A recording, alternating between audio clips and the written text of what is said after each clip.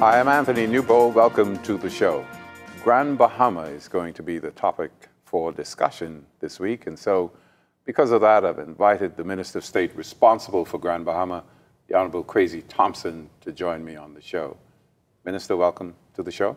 Thank you very much. Look forward to the dialogue that we're going to have today. So do I. Grand Bahama has been in the news a lot recently, for good reasons. Let's start, though, with something that everybody is concerned about with Grand Bahama, unemployment.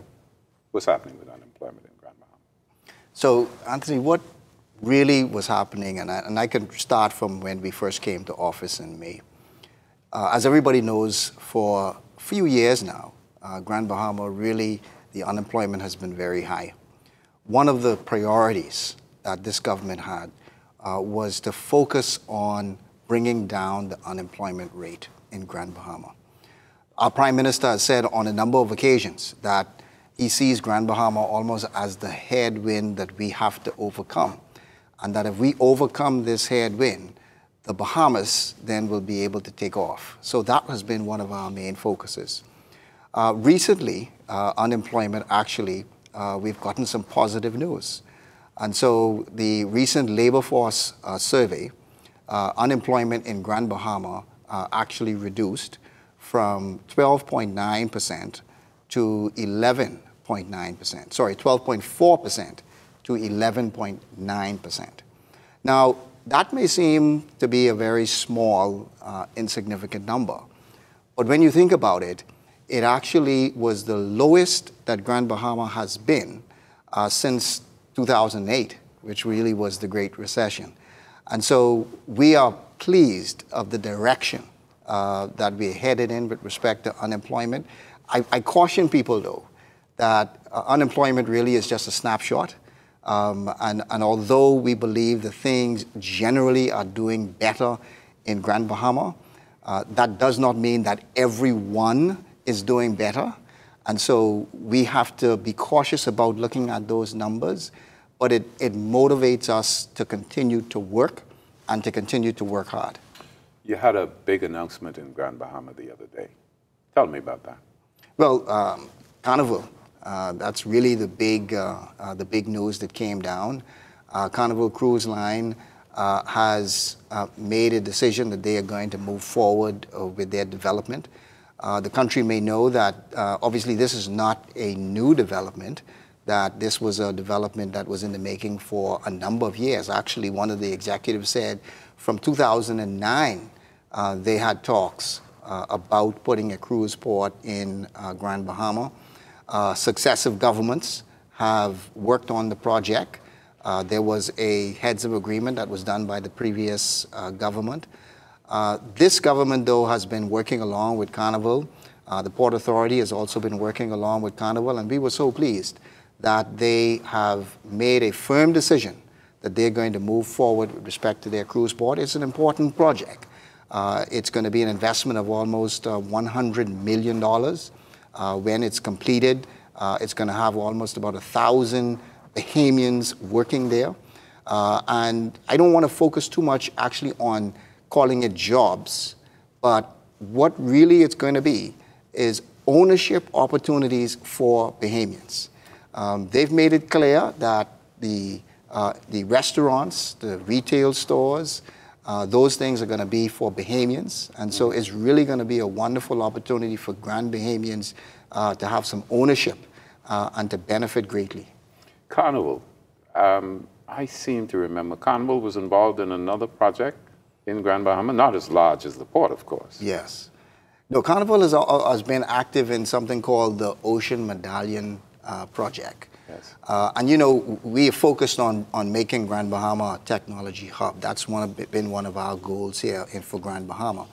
And Carnival came to the government and said that they have a piece of technology that they want to configure in Grand Bahama.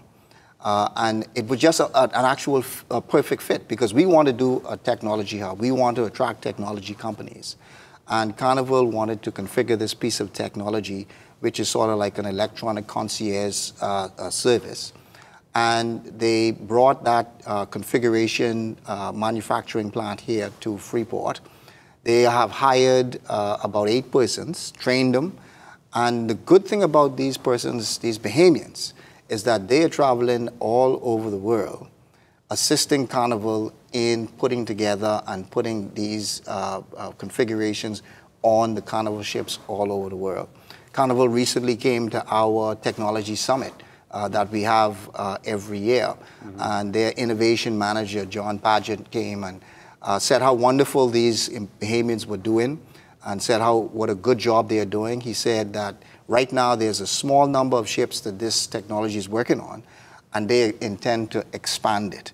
And so that's even more opportunities that we expect to benefit Grand Bahamians in the area of technology. More possibilities for some more jobs. Absolutely. And, you know, we're not talking about some other things that may very well be in the pipeline. Grand Bahamians prepared, are they ready for these new opportunities coming up? Are they ready for these jobs? You know, one of the things that we have to do is to continue to motivate our people to get ready. There is tremendous opportunity that is going to come through the Carnival cruise port. Think about it. You're going to have opportunities for restaurants. You're going to have opportunities for tours, just for persons who need to work in and around the port, persons who are going to have businesses in and around the port. Think about having a place where you have 6,000 persons who may come off of a vessel and who need to eat, they need to be transported, they need to be entertained, they need to be sold things. And so Bahamians must begin to prepare themselves for it. So we need training, and we have to continue to do that. We're going to need to be able to have business development skills, so we're going to have to be able to do that.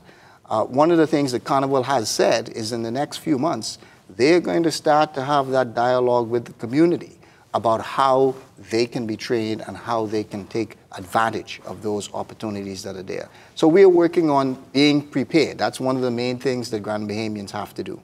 That's good to know. We got to take a break. We can talk some more about what's happening in Grand Bahama and what the government wants to do at Grand Bahama, but we got to take a break, and we'll be back with more after this.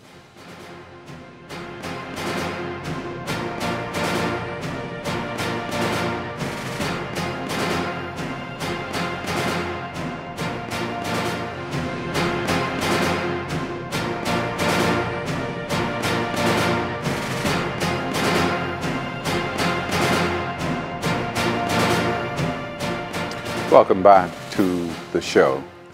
Talking about earlier, we were talking about Tech Hub.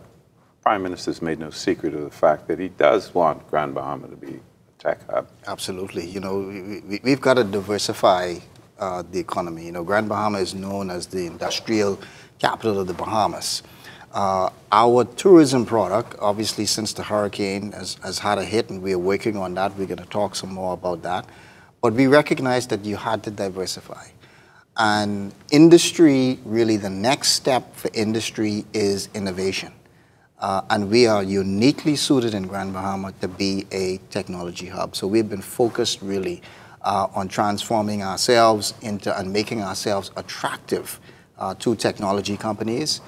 We have the infrastructure there. We have the Hawkesbury Creek Agreement there. We have those benefits there. We have the proximity to the U.S. We have fiber that makes our internet some of the fastest in the region. And so we have to take full advantage of that, and that's one of the focuses of the government. You had that tech summit that you mentioned? Absolutely. What has come out of that? So we've had the 2 tech summits, actually. The first one was in 17. This one we've had in 18. And what we've found is a number of tech companies who have been just interested in sort of coming to see. And out of the Tech Summit, we actually have been able, and out of the Tech Hub initiative, we've been able to attract a number of technology companies who have actually come to Grand Bahama. One of the big ones really was GIBC, who made several commitments. They've already hired a number of Bahamians. They've trained them. These Bahamians now really have taken over the Grand Bahama operation. They're doing an excellent job really of servicing the community, but also servicing the international community. We've seen other tech companies like Dev Digital which is a joint venture project between Bahamians and folks from the US, a software design company. They're also going to be hiring people. There are two other tech companies that the government really is just about to give the go-ahead and the nod for. They also are going to be hiring Bahamians as well. So we've been successful at this level in terms of being able to attract some tech companies. Even the existing ones, they are now expanding. So ITEL BPO, which is a call center, which they have committed to hiring an additional 100 Grand Bahamians. They've hired so far an additional 75. And so they're well on their way to making that commitment. But it's because Grand Bahama really is being promoted as a tech hub. It's because we have the infrastructure, and we've been focused on the training as well. So if you saw at the Tech Summit, you saw where the Prime Minister was able to speak about the training that's happening in high school, the tech training that's happening in high school with BTVI, what's going to happen with respect to University of the Bahamas when it becomes free, and all of those tech courses and tech degrees are going to be available to Bahamians to be able to prepare themselves. So this is a real possibility. We've seen some good steps, but we have even more work to do with respect to the Tech Hub initiative. I hear you talking about that, and I think commercial enterprises bill. Yeah. Is that, you can say that these firms that you're talking about, especially the tech ones, yeah, are a direct result of that Commercial Enterprises Act? The Commercial Enterprise Act is a very, very important piece of legislation, and it's a very important piece of this government's focus, and it's unique because it was implemented by this government. The focus of the Commercial Enterprise Act really was for us to attract investment, but also to connect that investment with training of Bahamians in areas that we are not yet focused on and are not yet experts on.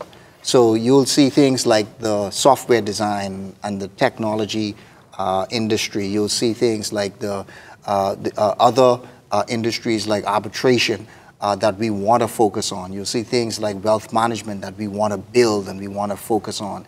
And one of the important parts about that commercial enterprise is that anyone who applies and who has been approved has to have a plan in place to show how they are going to not just bring people to the country, but how they are going to train Bahamians to eventually take over those jobs. And that's one of the wonderful things. Because there are those who say this Commercial Enterprises Act is a backdoor way of allowing the government to just let people come in and avoid hiring Bahamians. Yeah, you know, that's obviously not the case, because built into the piece of legislation is this plan that has to be put in place and has to be shown to the government, where if you are going to bring in persons who are not yet in the Bahamas and where there are not Bahamians doing those jobs,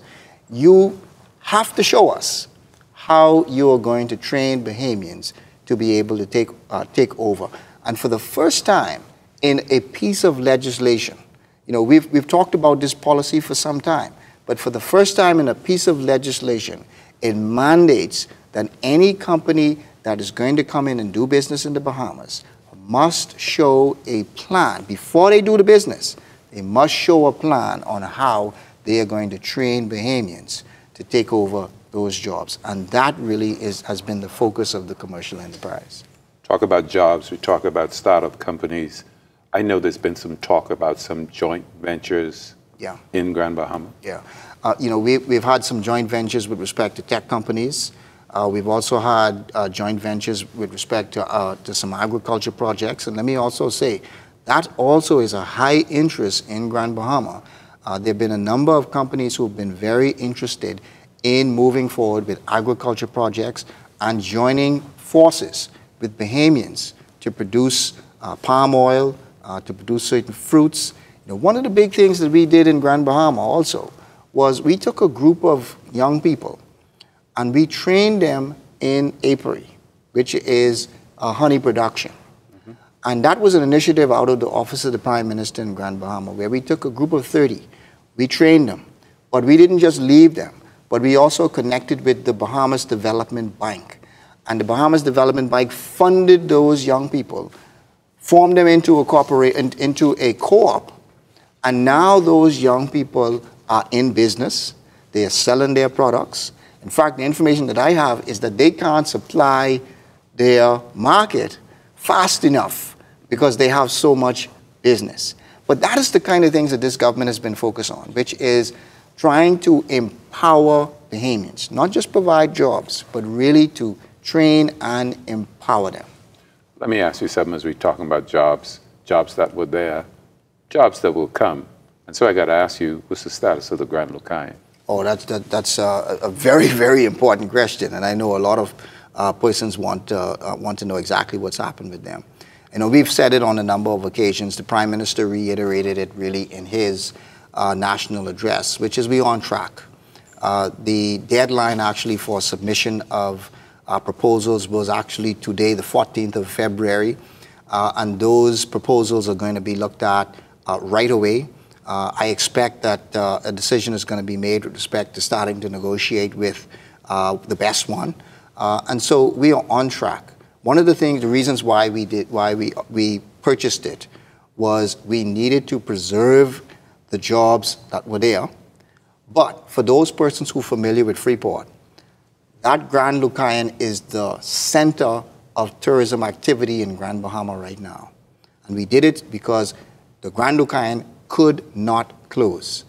It could not become, or it should not become, another International Bazaar and Royal Oasis. Talk some more about that in a minute and some other things I want to ask you about, but we got to take this final break and we'll be back after this.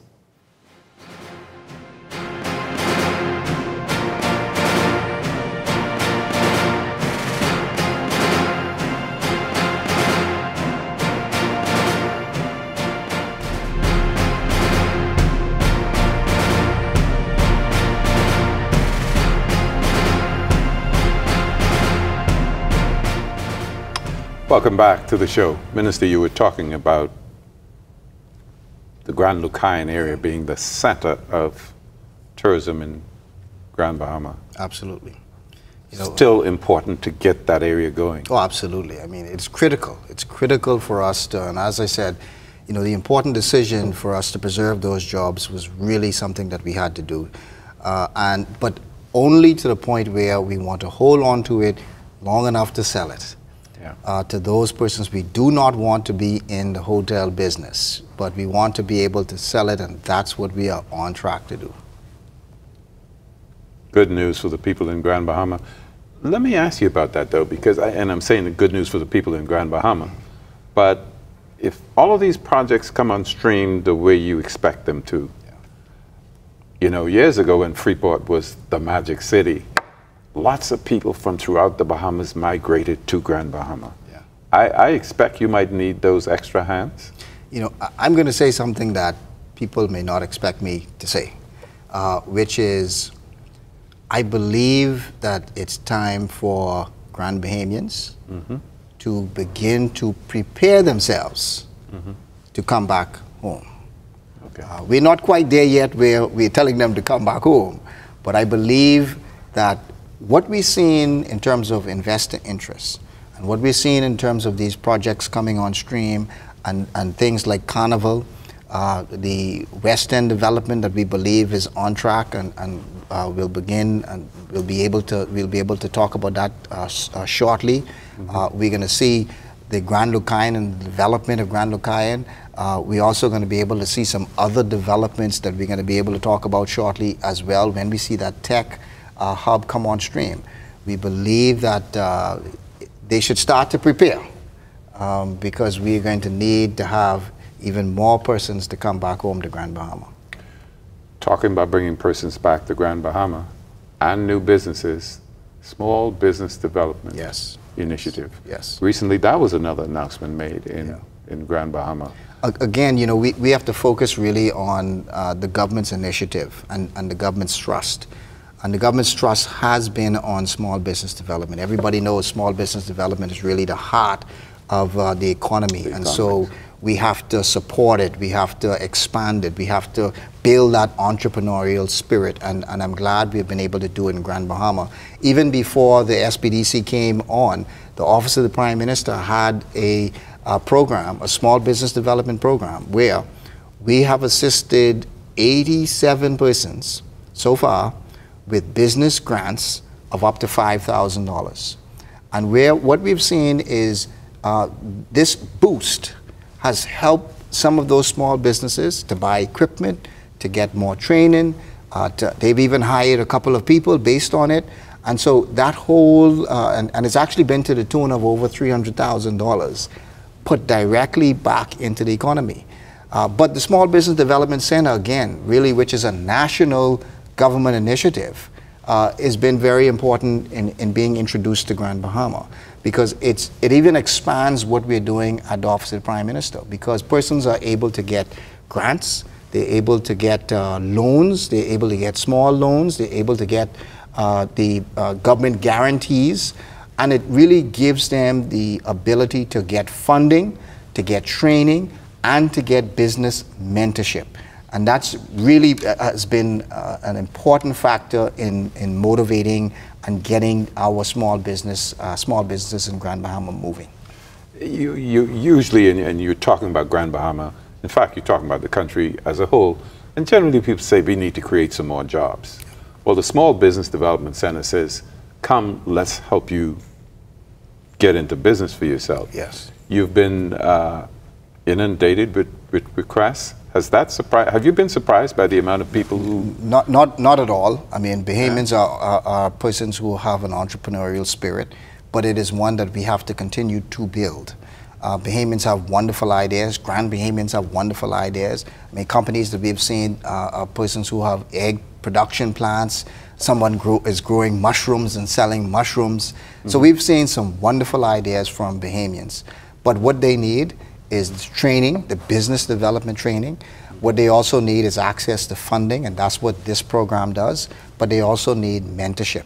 So when you give them the training and the funding, you also need to hold their hand and assist them through those early stage of businesses, and that's what this government initiative does. I want to congratulate our Prime Minister on seeing this initiative through, as well as our Deputy Prime Minister, Peter Turnquest, who really has been shepherding this initiative. It is a wonderful government initiative and will help many Grand Bahamians. And I know you spoke briefly to some of them, and what you've already announced, even when they come on stream, will have certainly have a great impact. What else that you can speak about now that the people of Grand Bahama can look forward to? I think they can look forward to some more training initiatives, mm-hmm. which is important, which is to prepare ourselves for those opportunities that are coming. I think they can also see some more promotion of Grand Bahama. So you're going to see promotion in terms of tourism. You're going to see promotion in terms of the tech industry as well. I think what you're going to also see is even more business interests coming to Grand Bahama. We've seen it. We've seen companies coming from Nassau, companies coming from the US, from all over the world wanting to invest. You're going to see us be able to bring those companies in and get them up and running even more. I believe you're also going to see Bahamians. Ownership also increased as a result of the opportunities. Are we talking only about Freeport, or are we talking about all of Grand Bahama? All of Grand Bahama. I mean, you know, we cannot leave East End and we cannot leave West End out. In fact, what we see is there are going to be some wonderful opportunities for those eco tours. There's going to be some wonderful opportunities for historians, for taxi drivers, for all of those persons in the tourism industry, and even those small businesses in East End, and small businesses in West End. They are also going to be able to take advantage of things like the Carnival Port and the additional tourists that we anticipate will come. So we expect some good things to happen. We are on a good track, I believe, for Grand Bahama. Again, I caution, not everyone feels it yet. Not everyone feels it. And so we have to continue to work until everyone is impacted and everyone feels it. Thank you very much, Minister. We've been speaking with the Minister of State for Grand Bahama, the Honorable Kwasi Thompson. Join us again next week when our guest will be the Minister of Financial Services, the Honorable Brent Simonet.